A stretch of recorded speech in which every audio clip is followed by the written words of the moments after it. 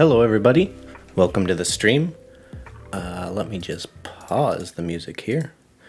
So today we've got a pretty cool Q&A we have with Hunter Schmidt, who was my former boss on Hey, Kena Bridge of Spirits. He's the animation director at Ember Lab. Good friend. I've been working with him since how I long ago? guess it was maybe June 2020. Yeah, So right out of Animation Mentor, he picked me up. So I've been working with him for a long time, and yeah, it's just the best, probably the best production I've been on so far. So we haven't been on that many yet. no, not that many, but the first one was good. So Glad to only, hear we can only go up from here. So that. I guess to start out, I just, ask you a little bit about yourself. Like, how did you get started into animation? Was it something you were always interested as a kid or something you got into in college? Yeah, sure. Um, yeah, I didn't really do a lot of animation growing up. Um, I did a lot of painting and music. And it is kind of funny. I did a lot of comics, and in like my workbooks or my planners or my homework, you could find all sorts of like stick figure flip books and things like that. But I never seriously even considered animation. Um, for some reason, I was actually going to pursue engineering, um, but I did apply to Chapman here in California, really for their film and visual effects program, and that's really where I dived in. And yeah, I started out doing more on set, film, visual effects, um, compositing, particle effects, that sort of thing. And the more ambitious student projects that were visual effects heavy at the film school, and you typically started to involve some sort of digital character. Uh, at first, we're attempting photoreal creatures, but there were a number of different projects, and I would always jump on those, just trying to learn as much as I could, and I would end up getting my hands on all kind of aspects of the visual effects pipeline, and I also that's kind of where I really started putting the hours into animation. I'm gonna guess from most student projects, it's kind of one of those things where it's like four people put in 90% of the work, and then everyone else just kind of does a few little things here. So I'm imagining you had, just knowing you probably took on a brunt of the different tasks that nobody wanted to do, which probably made you learn a bunch of different skill sets for those. Yeah, it was really that our visual effects program was actually relatively small, while we were next to a really large film program. So it was really that there were so few of us to go around, and every film kid wanted visual effects project that yeah, we'd get stuck kind of having to figure it out and learning a lot, and it was just part of how you learn. Yeah. And is that where you met Mike and Josh, the founders of Ember Lab? Yeah, I was still only a sophomore in college, and Mike actually went to Chapman as well, although he's a few years older than me. Um, they had just founded the company, but they were still leaving their full-time jobs, committing full-time to Emerlab. Um, Another alum connected us. They just saw that I was interested in digital effects, and I was working on a lot of projects, and they said, "Hey, let me introduce you to Mike." And right away, I kind of started interning for them. I was number one. I was the first intern. Of course, balancing schoolwork, but I would just start. In addition to the school projects, I would um, take any free time I had and just start jumping on these projects. And of course, I was doing very basic, little, simple effects work and animations in the very beginning. But I always really enjoyed the sorts of projects they were getting. They started out doing a lot of smaller kind of visual effects odd jobs, and soon they would get some commercials, and the CG would get a little bit more complex with each project. We started out doing more 2D effects, but then doing some more character work. Um, and I just kind of grew with them. So by the time I graduated, I just started full time right at Ember Lab. And, I was originally kind of doing more visual effects work, supervising on set. Um, and most of our projects were more visual effects heavy, compositing, rotoscope effects, like particle systems. And sooner or later, we got a little more character work, and I kind of took responsibility for working closer with the rigger, Chris, and recruiting animators on our original small projects, Yeah. and kind of seeing that through. Yeah. So, kind of a question that I had was just being around a lot of small studios and working at small studios, Mhm. like some of the like broad like feelings that you get from a lot of small studios is like they're just trying to like make a budget, or they're trying to make a deadline, or they're just trying to get by to get to the next project. Yeah, yeah, But it seems like with, Ember Lab, from my time being here, that it's always a bigger goal. So it's like you're doing this project, but you're like, how can we get better? Has that always been kind of the culture of Ember Lab from the start, of like always trying to get to something bigger and better, to like always improve? yeah, and this is very much on the part of Mike and Josh, where they always have this big vision for where we will be going. Um, um, we would pretty much only pick up visual effects work or commercials to be funding some sort of passion project we had on the side. Mm-hmm. And the more we did, the more we got recognized for the character work, where we would take a stylized character and go film real background plates and composite it together. Yep. And when we did that for the first time, more and more people came for that work. Mm-hmm. So even the projects we got to take on were very much suited for us building up a team and developing that pipeline. But all Yeah. the while, yeah, we had always a passion project we were working on. So in the very early days, every job, we took the profits from that job and put it into Mike's short film, Dust, which is a live action 30-minute piece with a lot of creatures, and it's really, really great. That was one of the first projects that really got me interested in collaborating with these guys, and it's on YouTube if you ever care to watch. When we finished that, the next big thing was the Zelda fan film that a lot of people may have seen, called Terrible Fate, which, we were all doing this in our free time in between our commercial jobs. But yeah, where 5 of us would go film background plates and work with Carlos or different artists to create a couple character assets and put them together. And it was a really small project looking back at it after going through Kana now, which is so big. Yeah. But Yeah. yeah, after that, it was about building this prototype. So it actually took a couple years in our free time. I think it was, some of this actually coincided. While we were doing that short film, we were already developing the early prototype for Kana, long before we actually had any sort of deal. And then we would keep the commercial work going to kind of help, fund it, and bring on, an environment artist and a designer in the early prototypes. So yeah, there was always this big project and where we could go, and then sooner or later we could just start being very selective with the sort of work we got. Yeah. Yeah. Which for me as an artist is what I always look for in a studio to like work for, because like I'm very much the same, which, I know other people that are artists that aren't, they just want to work a job and they want to feel comfortable where they're working. For me, I'm always excited by the next thing, I always want to get better. I want to get cooler things. So like Yeah, that's what was so exciting about Kana, was that it was super cool, and you're working on it, you're like, this is amazing, and then you're like, but how cool is the next thing gonna be? And it like makes you always try to improve your skills, because you're always looking for the next thing, which kind of goes into a question somebody had, which was tips for starting, for any small studios starting out. okay, yeah. Well, I think some of that last answer has the seeds of this next answer too. I think it's have that long-term goal, have a plan of where you're going, Yep. and what you want to be doing.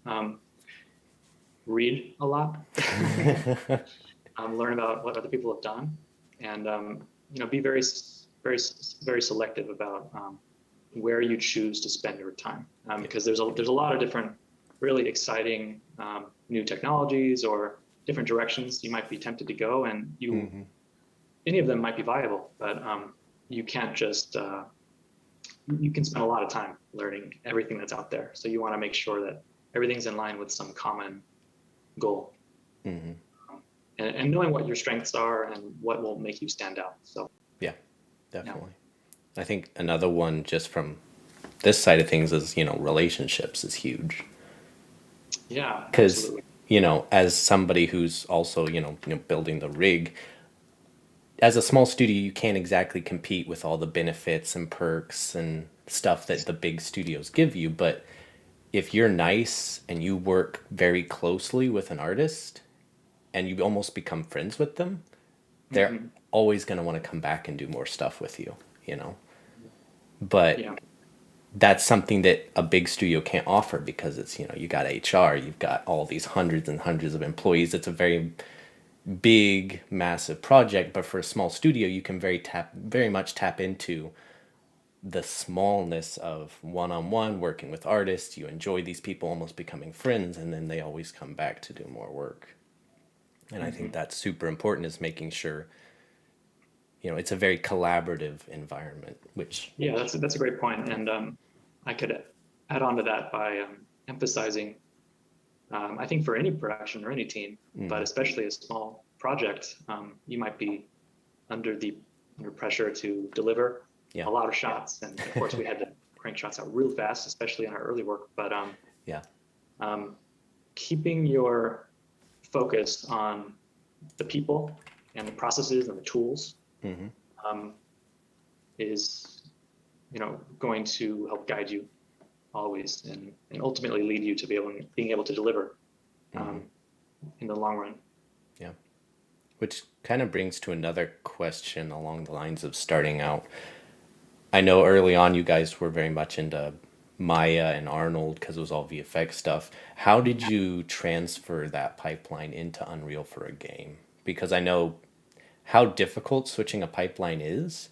And did Yeah. it just start out like individually people doing research, or did you guys hire like a Unreal expert to kind of like come in and like help, or how did you guys kind of flip Yeah, from? for we just started playing with the tools.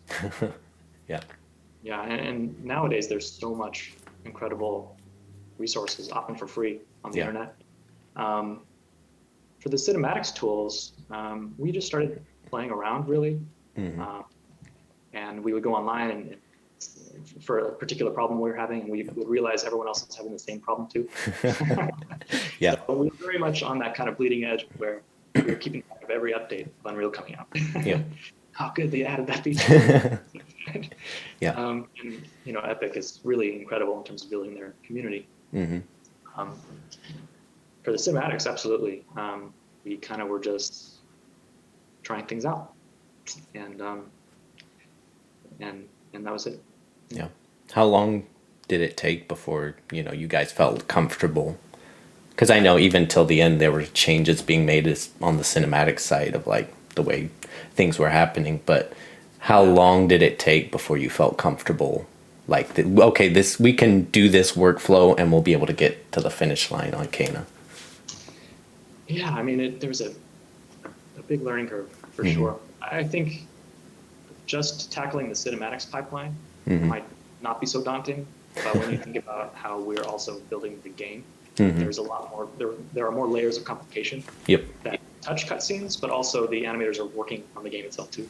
Hmm. Um, and maybe our map and our lighting system connects to the cinematics in a way Hmm. that maybe you wouldn't have to worry about if you were only on a virtual production project. Yep. Um, but yeah, it took some years to really start feeling comfortable. In my case, I was splitting my time though. I was spending a lot of time in Maya, especially up front, Yeah. and maybe 40% of my time in Unreal. Towards the end of the project, I'd spend, well, I guess it would shift towards 75% of my time in Unreal.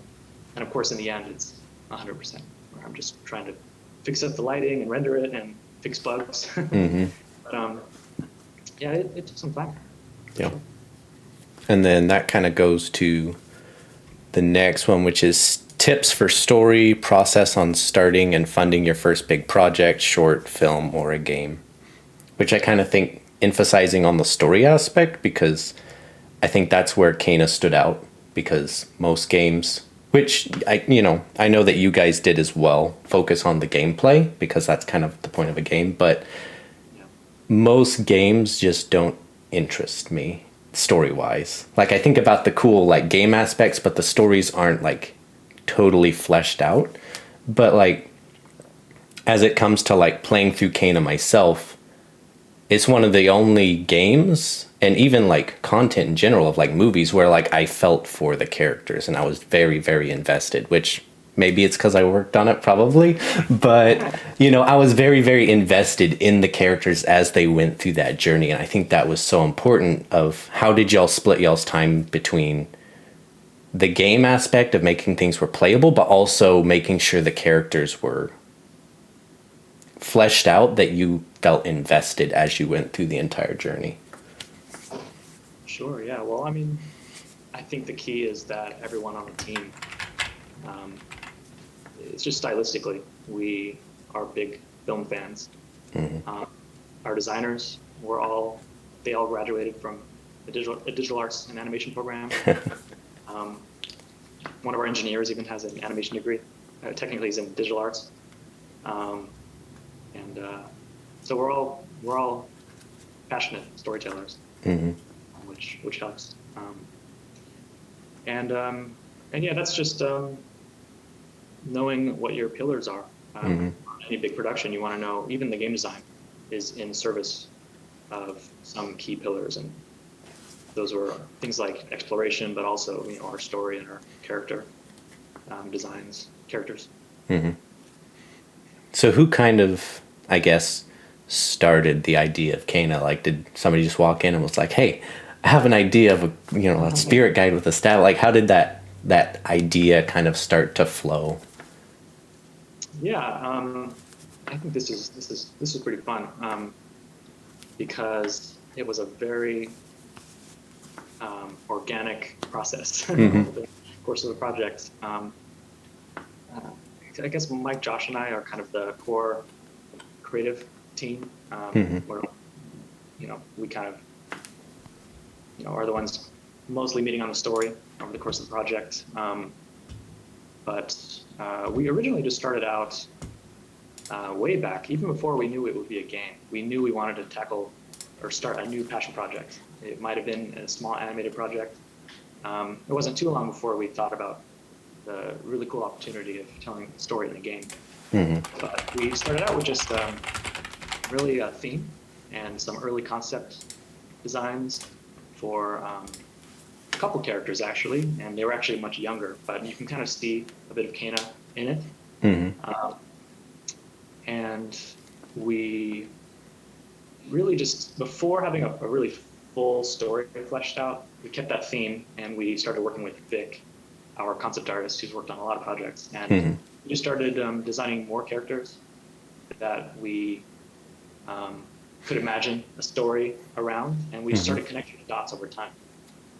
But we were already kind of developing an art style in Unity in the early prototype days. We were in Unity, and developing art style, and then starting to develop just Kana and her model, and starting to do some rough animations. All the while, having only kind of a general outline for a story.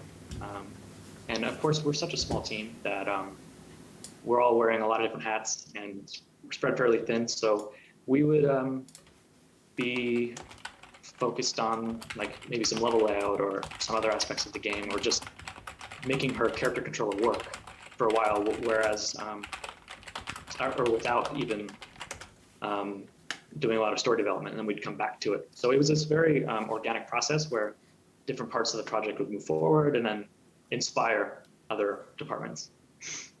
I hope that was an answer. Yeah, that's a very interesting way to go about it because I'm very interested in the story side because I started out animation, but I'm always interested by the bigger like project overall.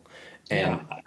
And Mhm. I think what interests me is kind of very interesting, which I hadn't really thought about because I always think about like, oh, you come up with a story and then the script and then that creates the characters, but switching that around, if you find a good character, then you just Yeah. have to figure out, okay, where do I put them and how are they going to react within the set of circumstances that I set for those characters. Yeah, that was very much our approach. It was Mm-hmm. very character forward, less plot driven for a Mm-hmm. long, long time. We definitely had our main beats to the story, and we had a number of iterations on that throughout the project. Mm-hmm. But it was always evolving. But we always were just trying to follow what makes our characters likable and feel alive. Um, and yeah, and to be honest, I don't know if it was the right choice. I think it's also, it sounds great to have a script early on, but Mm-hmm. we kept it very flexible, and we would rewrite scenes or save scenes to be written way later, while like the progression of the story, the progression of the gameplay and the world started materializing. And Mm-hmm. I think something that we're really proud of about our game is that all the pieces feel very cohesive, Yep. and it just feels rich, and like everything fits together. Yeah. And I think that might have been a product of that very organic process where nothing really Mm-hmm. truly dictated the next thing. It was all very, we're also a small team. So, um, and for a long time, we were all in the same kind of couple rooms in the office. So yeah, just having all these different aspects go together help them just kind of blend seamlessly together. Yeah.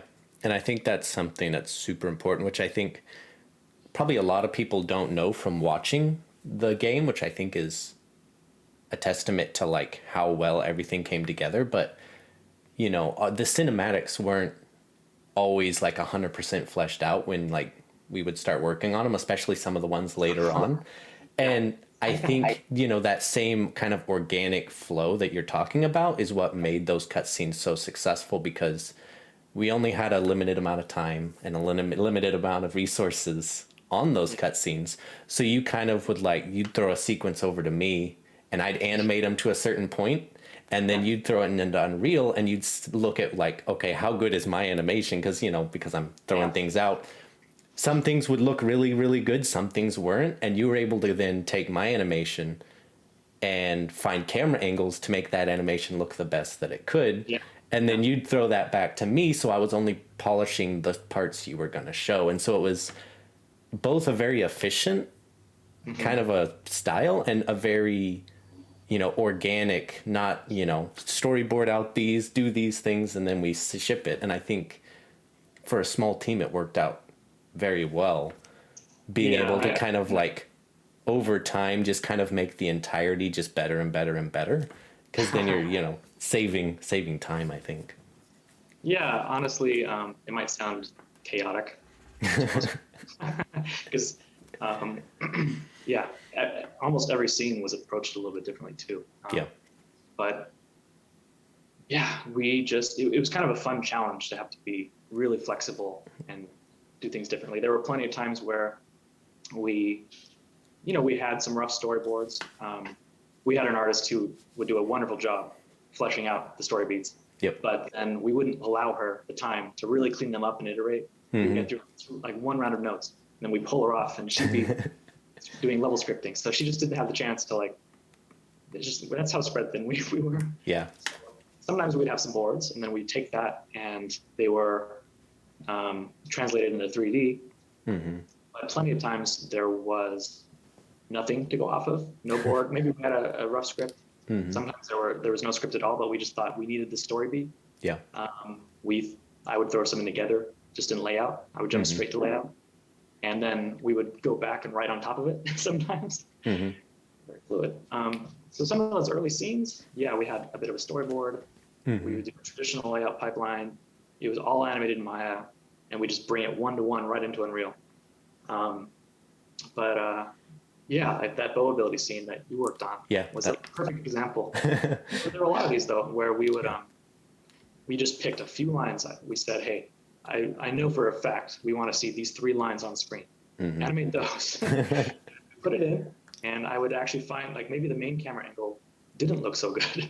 Yeah. Or, so I would actually allow myself to discover things along the way.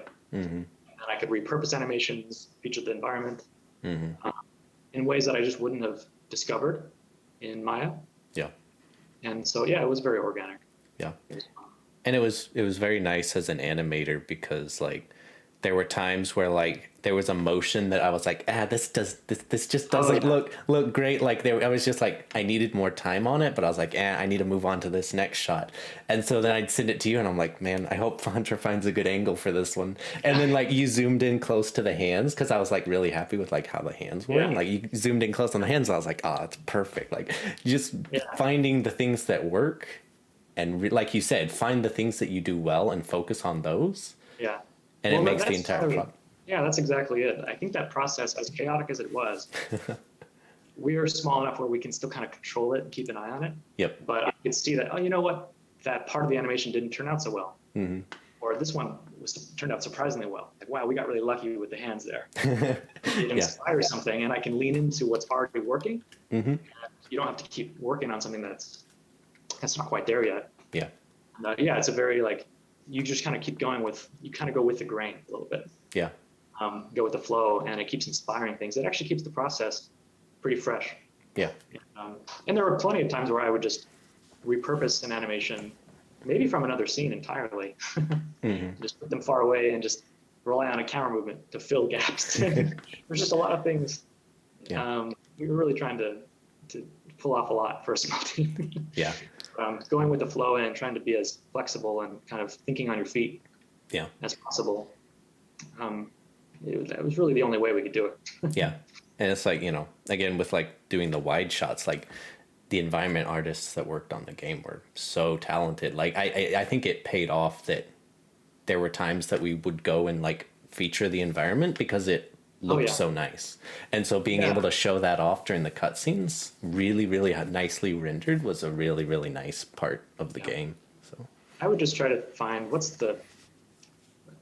are all the great building blocks I have to work with. yeah. So I'll focus on the environment if that's what I have. So, and Hmm. the environment kept evolving to over time Hmm. naturally because the level layout has to get adjusted here, or dressing changes, or they're optimizing and assets will change.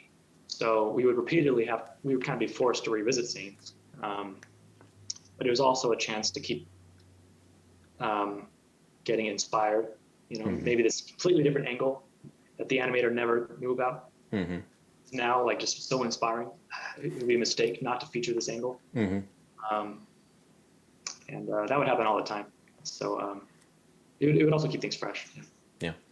And that kind of goes into the next question, which was basically asking what the workflow for animators is on Kana, which I think we featured pretty heavily the cinematic side, but Oh I yeah, know for the game side, like they were asking, like, do you polish up a cycle, then put it in an engine, or yeah, sure.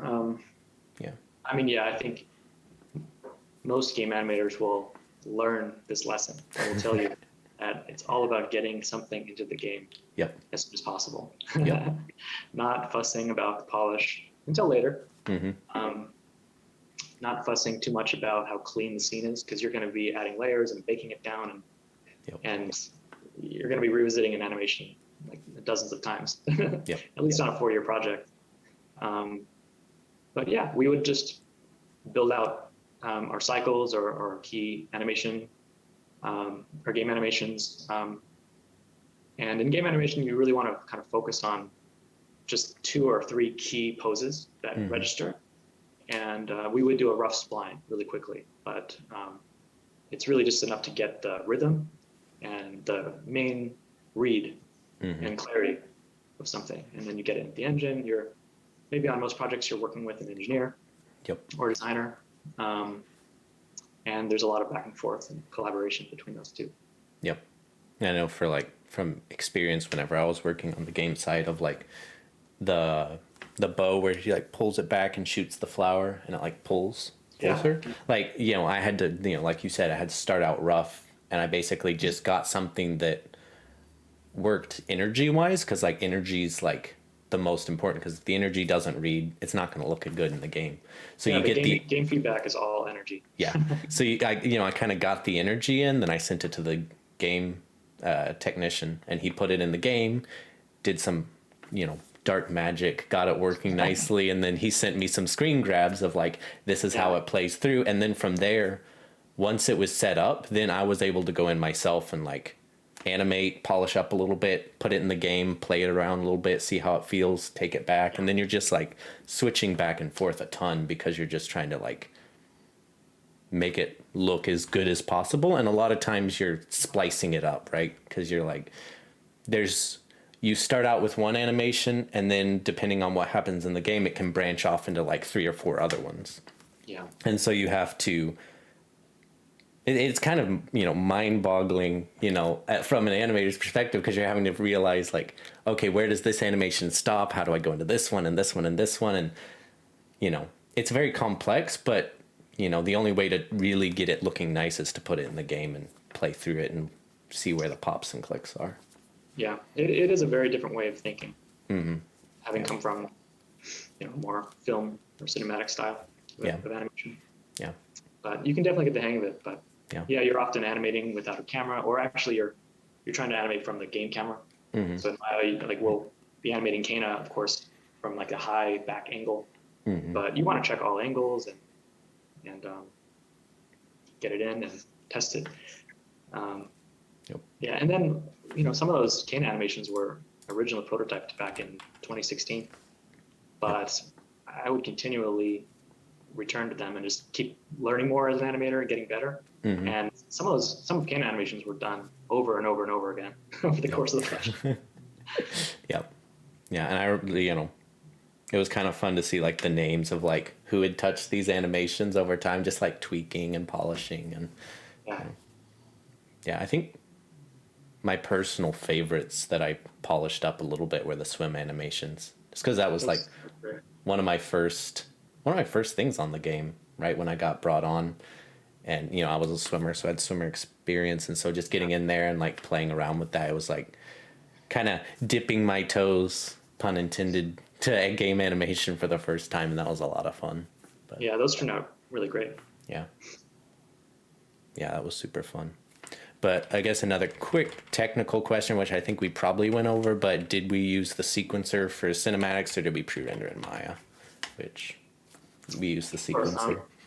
Yeah, everything was sequencer. We did have pre-rendered scenes, so they were shipped as video files. Not all of them, but a portion of the cutscenes were video files. But the work was actually done in sequencer.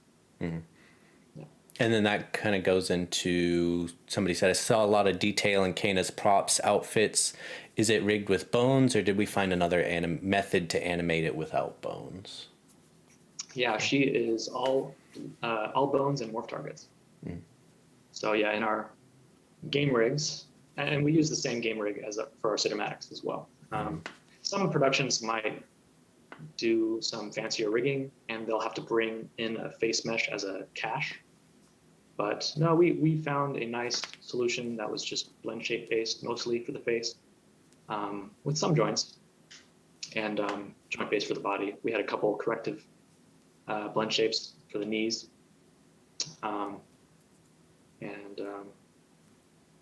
Yeah.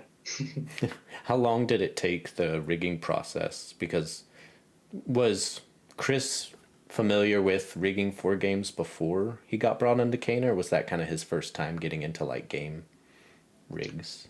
He had done a little bit, but most of his experience was similar to ours, for mostly commercials or cinematics that were not real time.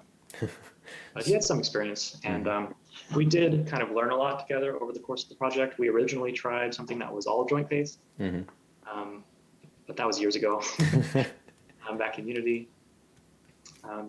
for whatever reason. Yeah, Kana herself was iterated on a lot, mostly in terms of the model, because the original prototype model evolved. We kept revisiting her and kind of improving her details and cleaning her up. And then we'd have to, update the rig and then revisit the blend shapes, things like that. It was a process. Was Kana the first rig that was made for production? Yeah. How many iterations did it take before you were actually able to successfully get her in both Unreal and Maya and be able to switch between the two? Well, from the beginning, it was rigged for games where Mm-hmm. we can put her into the game. Mm-hmm. Um, in the early days, she didn't. I guess she looked okay, but she got the hang of it over time, and her model became more appealing over time. Um, Mm-hmm. her We were definitely limited with our face rigging from the very beginning. Mm-hmm. Uh, I guess we were worried about how performant the blend shapes would be, Mm-hmm. but the face expressions were not quite reading as we would want, and yeah, she was in the game from the very beginning, but Mm-hmm. we were always um, also our idea of what game we were making was evolving because we started out thinking of it very much like a small indie project, Mm-hmm. um, smaller scope. And then just the more we kept learning, the bar just kept getting higher and higher. Mm-hmm. We just kept adding more and more to the project. Mm-hmm. Are you able to talk a little bit about how, I guess, kind of Kana went from prototype to the size of production with like the whole pitching it to Sony and all that kind of stuff? Yeah. Yeah. So in the early days, yeah, the prototype was kind of done in our free time. Um, Mike, our creative director, worked very closely with Julian, an environment artist, um, to develop the art style more in terms of the environment. We had Rodrigo and Chris, our rigger. Rodrigo was the character artist who developed the early prototype version of Kana and kept updating her and uh, and other characters throughout the whole project. Um, um, but all the while, Josh and I and James and the team here were trying to keep the commercial work coming. So it took us a couple years to get the prototype, but we had a playable demo, which I think was key for us. Um, we got connected to an agent who was able to set us up with some meetings with different publishers, and it was an amazing opportunity. But they probably wouldn't have thought we could actually pull off an actual game had we not come with an actual playable demo. Mm-hmm. Because as an animation team, of course, we can make pretty pictures, but what really sold people on it was the fact that we had something already built. And that was actually, I think that was Unreal by then. We did switch over to Unreal for the prototype, for that second prototype. um, and it definitely captured the charm, with the music and the art style, and a lot of the combat. You can see the mechanics, a simpler version of the game in that original prototype. Um, and ultimately, we went with Sony and started in I think October of 2017, and they were an amazing partner the whole time. They really gave us so much autonomy and freedom, and then they would offer really awesome wisdom as needed. But it was really a wonderful um, process working with them. Does Sony have like designated like, I guess you'd say like liaisons of like someone who's like been in the games for a while that like as soon as you're working with them they like work with you directly, I guess? Yeah, yeah, and we would meet with them regularly Mm-hmm. just to catch up on progress. But we they really helped us come to a schedule and kind of a delivery schedule and some goals that suited us and our type of game, and Mm-hmm. they were just really great along the way. Cool. And another question is, during the entire like process, like you said that you, Mike, and Josh were kind of like the creative like tight knit nucleus. Was there any ideas that you had that you were like, oh, this would be a cool idea for like the story that kind of got bought off on and like changed Kana, that you're still like pretty proud of like that was my idea that was in the game, like anything like that that you had that you're like super proud of like how it turned out? Wow. I mean, there are so many just ideas along the way. I don't know if I can think of anything off the top of my head, Mm-hmm. but yeah, uh, I don't know if I can think of anything, to be honest. It's all been such a blur, especially that last year, because Mm-hmm. so much of the development process feels like so long ago Yeah. because the last year was just fixing bugs and trying to get everything rendered out and Yeah. Well, I guess finished. one specifically that I've seen a lot of really positive feedback about, which to keep it brief, not to give any spoilers, but the entire Taro scene. Yeah. That one seems to like grab a lot of people, which I know like a large bit of it is thanks to Shayla, her incredible quadruped animation. But Oh, the creature scene. yeah, the creature scene. So like Yeah, yeah. how did that come to be of like making him like a big like hulking creature that like moves around? Like everybody seems to really enjoy that battle in particular. How did that kind of come about? Yeah, that seems to be a favorite Yeah. boss in the game Yeah. for sure. We have a lot of good bosses. The combat team did a great job. Mm-hmm. But yeah, I mean, it started with character design. We had Vic did a lot of the human characters, but we Mm-hmm. had Owen helping out with all of the he was the evil side. He did all the enemy designs, the bosses, and he's just got this wonderful eye for silhouette, and which is obviously huge in games, Mm-hmm. just to read from afar. Yep. And yeah, and obviously there are elements like the lantern Mm-hmm. that is hanging from the boss's neck and the knife and these elements. Um, so yeah, he was one of our first bosses actually developed, and I remember some of those early animations as far back as 2018. Um, yeah, that animation in particular was that Shayla helped with, Mm-hmm. where and everyone has seen it in the trailers. Mm-hmm. We had that early on, and it was the roughest step animation for the longest time. Yeah. We just had that slow moving in shot Mm-hmm. coming out of the fog as Taro gets corrupted, Mm-hmm. and it always scored really well in our playthroughs. Mm-hmm. When we did playtests, everyone loved that scene Yeah. for the longest time, and it was still in the crudest stepped animation. Yeah. And I look at it, I'm like, wow, it's amazing. But I guess just the idea itself was haunting enough. Mm-hmm. Yeah. The But idea yeah, was really strong, and a lot of different people touched that shot yeah. too. Because I know, like, Lorenzo, Carly, I did a lot of like the things attaching onto him, mm-hmm. all the like the vines whipping onto him. Uh-huh. I just kind of did everything I could there. Yeah. Yeah. Shayla, having worked on Lion King, brought that amazing weight Yep. that his boss form had in that shot.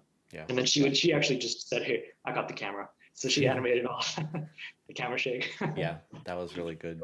Yeah, Yeah, and I remember later on, like I didn't do much, but I did a little like polishing on like the walk yeah, cycle for Taro yeah, because he was like walking up, and you know the energy read really nice, so I just really like cleaned up some curves and stuff. But yeah. yeah, it was I a even tossed it to Jacob. He yeah, did a little more on top of it. So yeah, a lot of people worked on that shot. yeah, which is I think it kind of shows that the best shots had the most people working on it.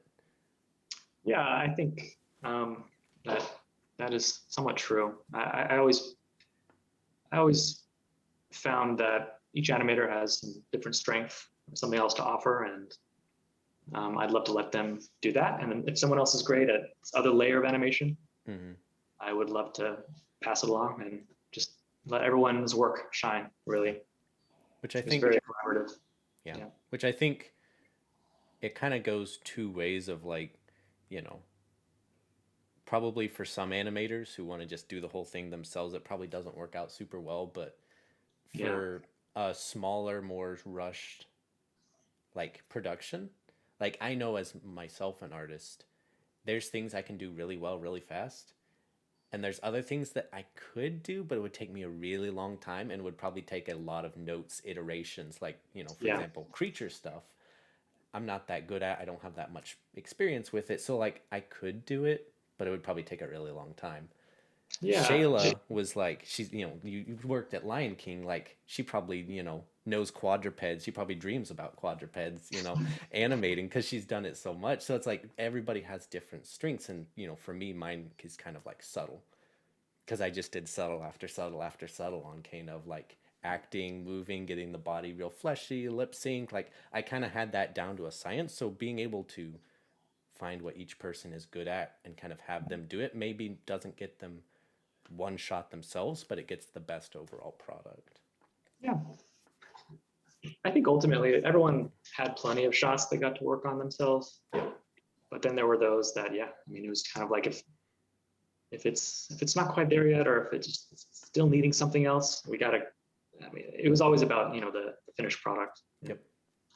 And it's also that was a big shift in our mindset over here. I mean, working on a game, it's so long, and everyone is so busy all the time that if something has to get done, maybe that original person's just not available, or Yep. just so busy with some other aspect of the game, and we're everyone in the studio is just about getting it done Yep. and helping each other get to the finish line. It's more about the whole product Mm-hmm. as an experience. Yep. And yeah, if you're just trying to find, focus on your reel, it might be a little frustrating, and you have to kind of at least that's how this production went. Yeah. I still think if you worked on this project, that you're probably touching a lot of shots, Yep. and you'll find yourself with plenty of a good 5 or 6 shots to call your own. Oh yeah. Easy, which is all you really need for a great reel. Yeah. And I really enjoyed it as opposed to like a lot of stories from like other studios that are much bigger, more animators. There's a huge issue of animators being kind of typecasted of like you're good at one thing and you only get those shots, Yeah. and you get a few of them and you maybe have 5 or 6 shots in the entire movie or whatever. This one was way more fun because yes, we did what we were good at, but we touched a lot. So Oh like yeah. maybe they weren't our shots, but we got to do a ton of different things where I was going in and like animating vines in a shot, or I was doing, rocks falling, or I was animating subtle character, I was polishing, or just doing some rough poses. Like there was a lot of variation, which made it a lot Yeah. more enjoyable and fun to animate on. But It's really fun, and it challenges you to obviously try different things, and you'll find that different sorts of shots require completely different workflows, yep. or you have to crack open a shot that someone else did, and you Mm-hmm. have to kind of pick up from their workflow or think on your feet there, Mm-hmm. and you just learn a lot that Yeah. way. Yeah. I always find it funny when people ask like, what kind of a workflow did you use on this production? And the answer is always yes, all of them. All of them, yeah. But another question we had, which kind of circles back to the beginning, was the question was, what's the best way to learn 3D animation from a different like experience, but kind of from yours is like you had VFX experience. So how did you kind of branch into animation? Did you just try it, just like playing with it in Maya? Did you watch tutorials, a little bit of all of that, or? Yeah, I mean, all of it. I actually somehow I just when I was getting into it, I really didn't even have a vocabulary for Mm, how 3D worked. yeah. So in the beginning, I wouldn't even know what to search for, but I just found any tutorial I could Yep. and just watched stuff. And that was like over 10 years ago. I mean, I started college in 2009, and there weren't the resources you have today. Yeah. And a lot of them were these questionable like tutorials, and looking like they probably did it very poorly. Yeah. Sometimes some were great, but I just kind of absorbed everything I could, and learned different aspects of software, and mostly Maya, Hmm. mostly Maya. But Yeah. I can imagine like even seeing from whenever I started school to now the boom of like animation content that's out there has been huge. Like whenever I started, there was no animators on Twitch. yeah, And since then, you have probably 8 to 10 like animation channels that are all doing on Twitch. You've got 20, 30 really, really good YouTube channels that give so much good animation. Like it's really a good time for yeah, learning animation for free, which wasn't even there like, 4 or 5 years ago whenever I started. So, yeah. It's pretty amazing. Yeah, yeah. yeah, and then yeah, there's lots of different ways to do it. You just have to try Hmm. and start putting in hours and learning. You have to learn by doing too. Yeah. Yeah, totally. And how do you think you're kind of fine arts background played into animation of like music? Because I know a lot of things, like a lot of people say that music really helps with animation because of Yeah, the variation, the timing. absolutely. Yeah. Yeah. How much fine arts, like, I know you said you did music. Did you do multiple instruments or just? I played piano for a long time. I Yeah. played classical piano, and I even continued it through college. I minored in piano at Chapman, and I really enjoyed getting to continue studying that. That's cool. Um, yeah, I mean, definitely. I feel like all of my life experience feeds into my work in Yeah. my animation. Like anything I learn, as boring or seemingly unrelated as it is, I find a way to put it into my work. Yeah. But I would say that maybe to someone outside of the industry, this distinction wouldn't be obvious. But I do think animation is quite different than a traditional artist Mm-hmm. or even a 3D artist. Um, of course, there's design principles and a lot of, we're all artists, we're all passionate storytellers, but um, yeah, of course, animation is a lot more temporal. There's Mm-hmm. a rhythm to it, um, and there's a flow and texture and composition that yeah, you can definitely see parallels in terms of music or just film and storytelling in general. Mm-hmm. You talk to animators, and they're talking more about acting, Mm-hmm. subtext, and arcs, character arcs, and storytelling, and Mm-hmm. it's quite a different conversation than someone focused on visual design. Yeah. And I think it's animation, which is one of the reasons why I love it so much, is it's very unique in that there's a broad range at how you can be good at it. Of Mm-hmm. like, you can be an extremely technical person, which I Yeah. think is where I lean more towards, is like, I use constraints, I use different technical methods to get nice, fluid, connected motion. Mm-hmm. And on the other flip side of it, you have someone who's basically a 2D artist who's insanely talented, and they basically just treat it like drawings, and they basically just pose out every few frames, and they have this beautiful animation because they're very artistic with poses. So it's like there's a huge range where you can be very technical and that can help your animation, and you can be very artistic and that can help your animation. And there's kind of like a broad spectrum, as opposed to like other mediums like rigging or modeling and stuff like that. Like modeling's very, very artistic. Like there's technique to it, but it's, if you're not very artistic, you're probably not going to be the best modeler because you have to have that eye for it. But it's Yeah. it's kind of unique in that there's a broad range of how you can be good at animation. Yeah. I like animation too. Yeah. I think it's really cool. The other thing about animation is um, uh, you can't get very far without being humbled and Yeah. having to get past the point of just relying on talent Yeah. and start building that technique. Mm-hmm. Whether you're the more technical animator or the passionate, just intuitive animator, Mm-hmm. you're going to hit a wall at some point. And Yep. as a result, I think when you start working with other animators who've lasted long enough, even Mm-hmm. just a few years, Mm-hmm. you end up with a lot of really humble, nice people Yep. who love learning, Yep. and they're happy to be there, and it's a really cool community. Yeah. I think, from me helping out with, students, schools, and then watching them go on into the industry, the ones that always succeed have a strong support group of other animators. Yeah, And I've you can't been, really make it without it. yeah, like I've been very lucky to have a group, especially like, Madison and Cynthia and the other Yeah, ones. Like, everyone has their strengths, everyone has their weaknesses, and if you don't have someone who can call you out on your weaknesses and say, "Hey, you need to fix this," you're not going to go very far. And the ones that do the best have the most people to help you out, because nobody can be a good animator on an island. yeah, it's just too hard. Yeah. There's so many things to think about, like, Just a lot to learn. Yeah, yeah.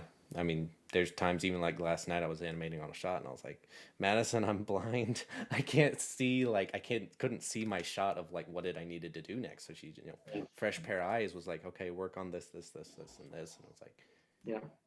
it's very, very important to have a strong group to help you through because animation is hard. Sorry. Yeah. But I guess the final question that kind of coming up through the last few questions is obviously, this is going to be a broad answer because it's super quick after, but what's in store next for you and what's in store next for the company after Kana? Yeah, sure. Whew.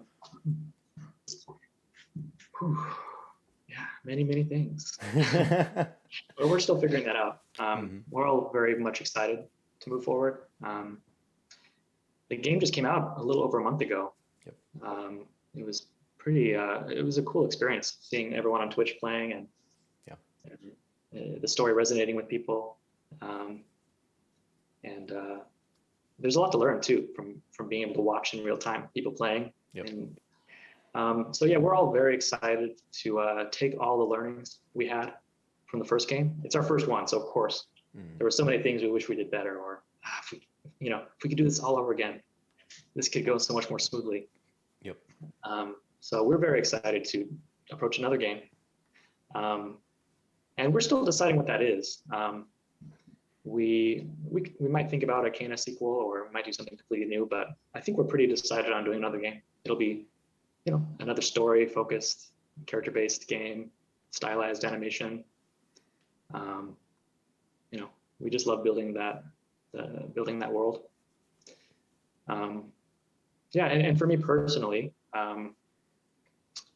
I'm kind of taking this time to try to solve some of those problems that we had. Of course, I mean I'm proud of everyone and we all did a great job, but there's definitely little workflow issues that were a little too tedious that we can Hmm. fix, or just issues like that I can invest this time now before we have all these big deadlines to kind of try to improve that process or to learn new things. We're getting set up in Unreal 5 finally, Nice. and I'm very excited to just start leveraging some of the new technology. And from an animation standpoint, that's control rig really. Yep. And I've just been starting to just poke around with control rig, and it's really inspiring to see what's possible there.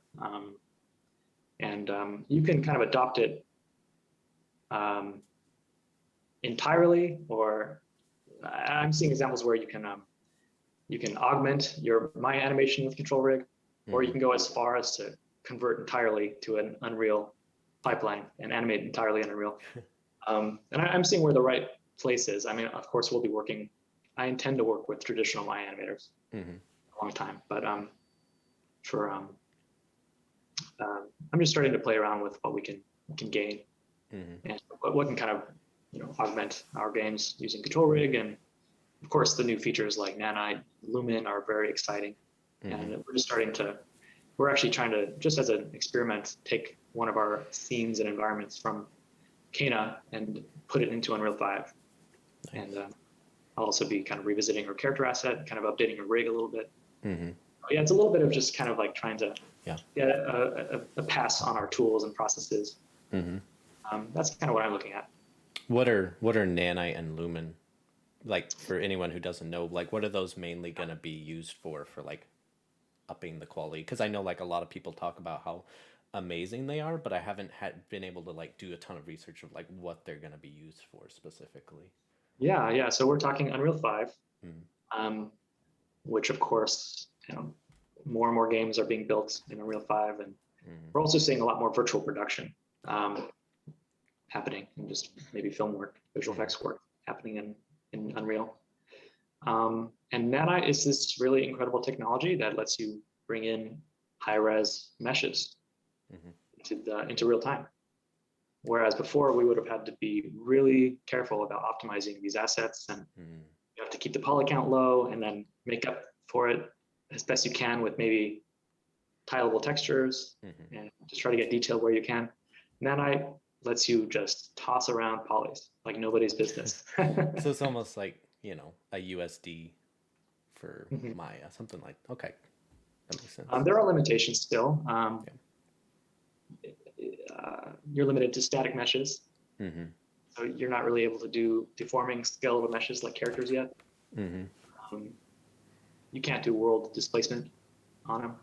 So where we would have, blades of grass or plants flowing in the wind Mm-hmm. procedurally, that was all done in the shader. Mm-hmm. You can't really do that yet, but all of the static objects you can bring in really really high quality sculpts, and it's really really pretty cool. So much so that you don't actually need to rely as heavily on texture detail anymore because the Mm-hmm. sculpt detail's right there. It's pretty Yeah. crazy.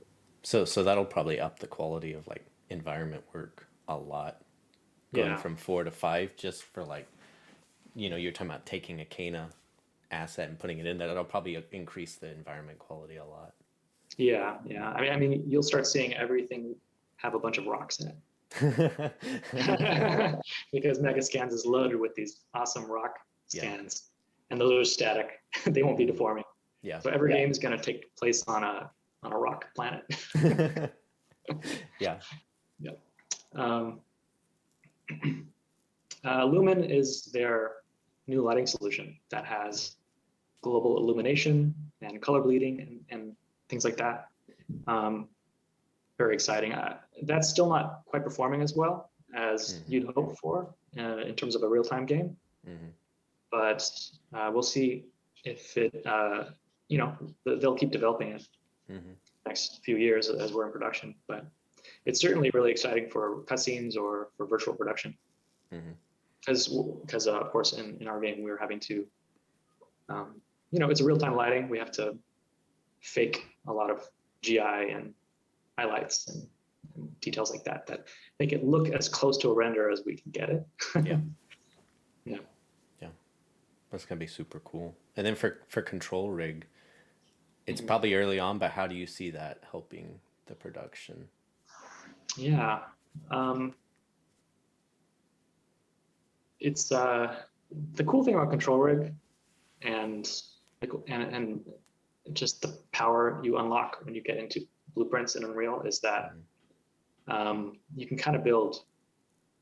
You can take it a number of ways, and you can build almost anything you want Mm-hmm. because um, they're just kind of there's this baseline functionality in Mm-hmm. blueprints that you can tap into, and you can put the pieces together in just like an infinite amount of ways. Yeah. It's really cool. I can see, especially if we're doing like detailed characters. I've seen some simple characters animated completely procedurally, Mm-hmm. or just animated using keyframe animation, all in Unreal. But Mm-hmm. if we're doing detailed characters, um, actually, I should. We'll see. I mean, I think it's going to be building out the animation tool set quite a bit Mm-hmm. over the next few years. But we'll probably personally, with our production, we'll probably do our detailed characters in Maya for some time, Mm-hmm. but we can use control rig to manipulate those animations. There's some Mm-hmm. really awesome like full body IK solvers that Mm-hmm. lets you, manipulate as a layer on top the way a character is maybe aiming or latched onto a surface. Mm-hmm.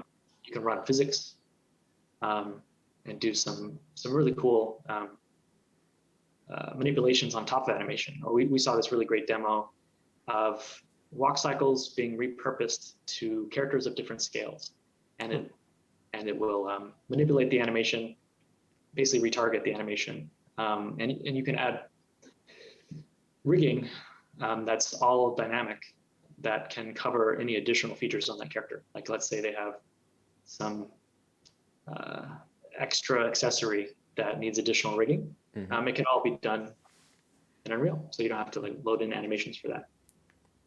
And also you can have different rigs, like different control rig Mm-hmm. files, and swap them out on a character. So if maybe Kana has a climbing moveset, Mm-hmm. um, I can have a control rig that's kind of prioritizing a full body IK system that keeps her hands and her legs kind of attached to the wall. Mm-hmm. Maybe if she's she goes into a dangling state, I can swap that out for an entirely differently structured rig, a different hierarchy. That So it's more like FK for like dangling. yeah, it's like where she can dangle from top to bottom. Whereas of course usually um, it's all from the pelvis up, Yep. right? Yep. And you can just kind of switch these out on the fly, and that's really the power of doing it all in Unreal dynamically in real time. It's really exciting. Yeah. It's gonna be cool. Like I'm just watching Unreal and like starting out at it the first time Yeah, on Kana and like going from here on. It's like, can we just get some better animation tools and just move over yeah, to Unreal? Like it's yeah, obviously gonna take a bit of time because studios have invested so much money into Maya. Switching over is gonna take a while. I mean, I yeah. know like even like Tangent was tried to switch from Blender to Maya and they ended up shutting down because they couldn't Mm. deliver. But, you know, I think given time, Unreal Engine is going to take a much bigger role in most studios. Because, I mean, all the ones I know, they at least have like early on like Unreal Engine development stages where they're like testing out how they can replace it rendering and like, the more buff the animation tools, I only see Unreal Engine taking a bigger stage in Oh TV, yeah, film production, games, like pretty much anything. So yeah, it's gonna be cool. yeah, yeah. You should be learning Unreal. Yeah, yeah. That's what I've said to a lot of people in my streams. Is it's like if you want to learn a skill set that's gonna help you no matter where you go, it's to learn Unreal. Like Yeah. Mm. it's not gonna get you a job, but with the way everything's going, it's definitely gonna help you. So Yeah, I definitely still intend to work with animators, even if they're only in Maya, yep. for sure. But anyone who takes the time to actually dig into Unreal, hmm there's going to be a lot of opportunities for them. Yeah, it's definitely a bonus. So Yeah. cool. Well, thanks for coming for the Q&A. I think that's the last of all the questions we had, and it was super Oh, awesome. cool, super interesting. So with that, I'll probably end it here unless we have any last second questions in the chat. But if not, thanks for coming and talking to us for a bit. And Yeah, let me just, thanks for having me. yeah, get a second to check, make sure nothing in the chat. And if not, thanks everybody for showing up to the Q&A. I see a couple people in the chat. Yeah, so some people, everybody's saying they love the game a lot. Hey, So, all right. awesome. With that, I'll call it and thank you guys for showing up and I'll see you later. Cool.